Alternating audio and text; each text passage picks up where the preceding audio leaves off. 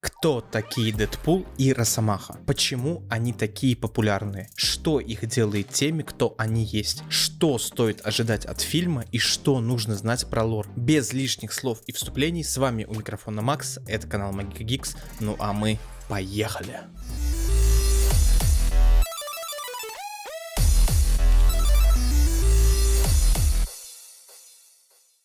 Что ж, мои роднульки, поверите или нет, но есть люди, которые не шарят за миры Marvel и DC. Вот эти все наши комиксы, мультивселенные, Люди-пауки, Железные Человеки и так далее. И да, это вполне адекватные люди, и даже кое-кто из них медийка. Да-да, мы уже вращаемся в серьезных кругах. Так вот, они хоть и не шарят, но им интересно, откуда столько шума и почему все только и говорят про Дэдпула и Росомаху. Или, допустим, представьте, девушка, которая цепанула красавчика, фаната Марвела, айтишника, который 100% поведет ее на фильм, ну или, отталкиваясь от наших реалий, как минимум позовет ее посмотреть экранку у себя дома. И представьте его удивление, когда вы ему поясните за Дэдпула, за Росомаху и почему у него могут быть проблемы после 30. Балдеж, да? Вышел трейлер, и пока все клепают ролики на разборы каждой мелочи и пасхалки, мы же помогаем просветить наш легион и, может, даже не знающих, и рассказать, возможно, банальные, но важные вещи, которые стоит знать перед просмотром фильма. Да-да, я уже слышу визги вот этих вот маленьких стервятников,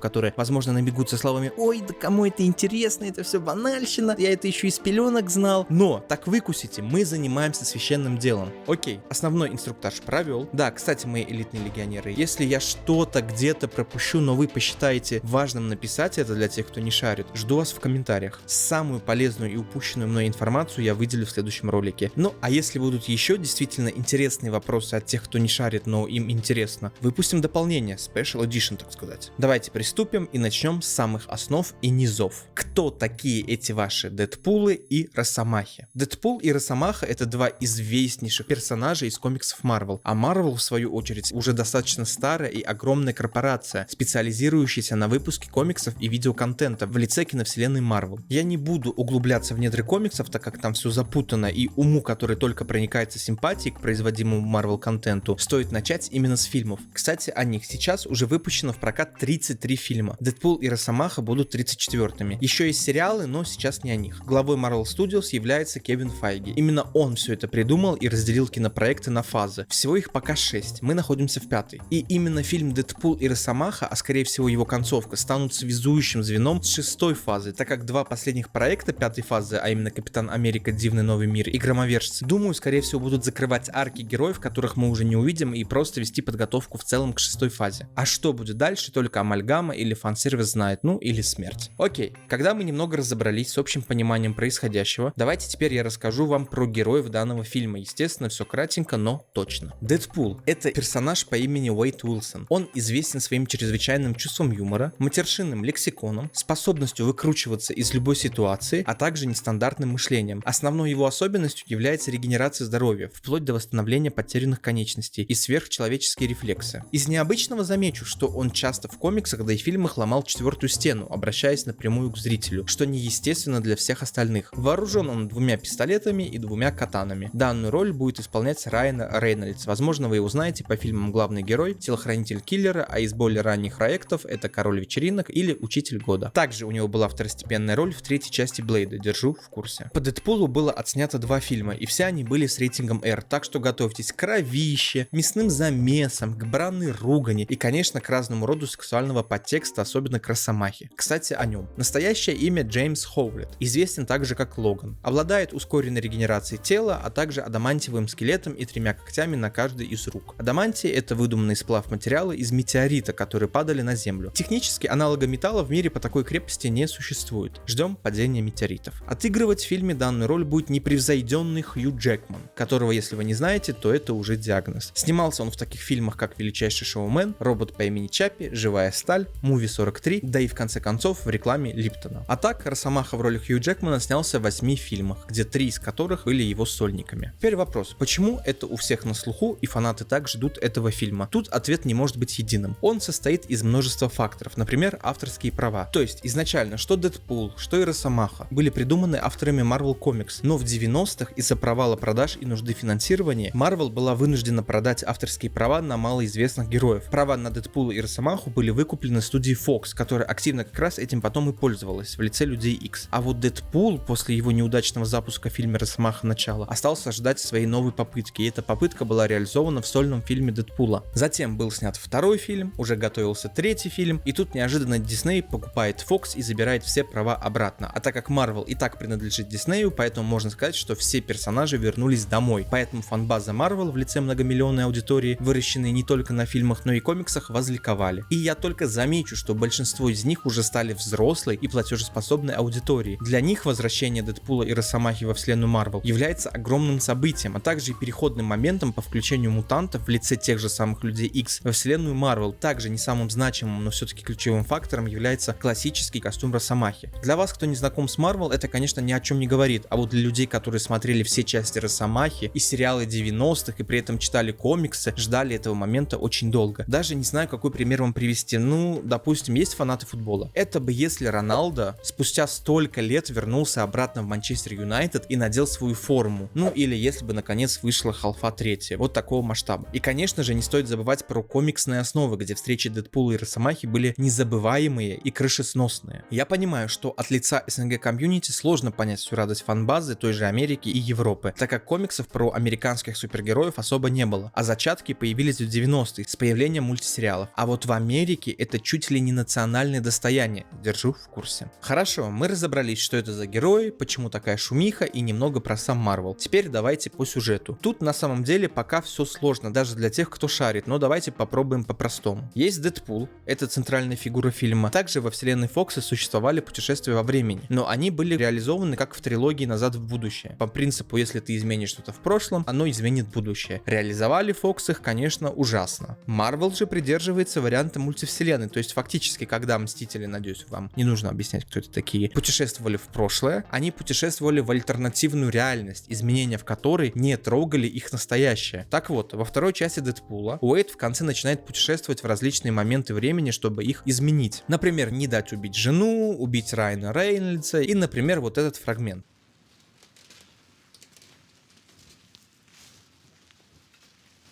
Boy, howdy. Hi, this is a toughie. Yeesh.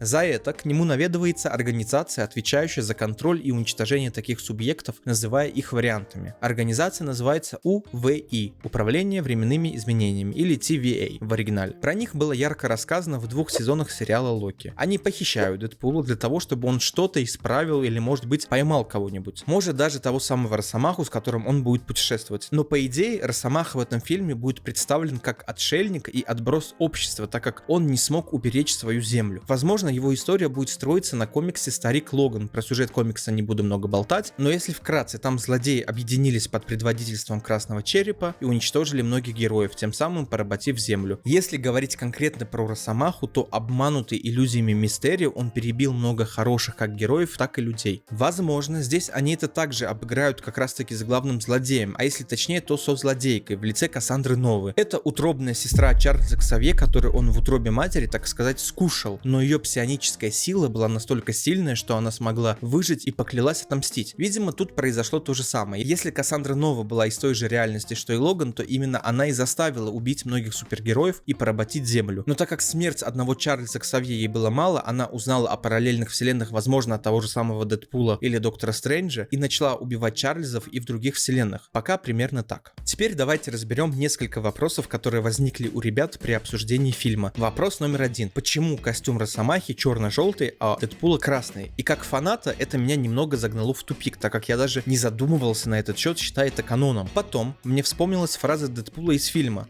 Стойте! Если вам интересно, костюм красный, чтоб враги не видели, как я истекаю кровью. Этот вот верно мыслит. Штанцы надел коричневые.